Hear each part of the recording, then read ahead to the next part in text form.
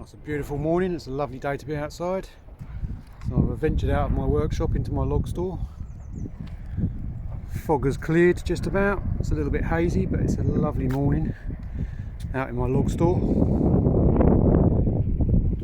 So I'm about ready to start work on the next big project,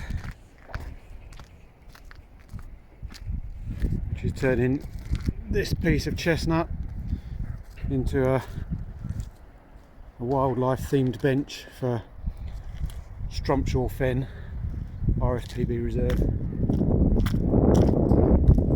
Got a deadline on this one, so I better get cracking.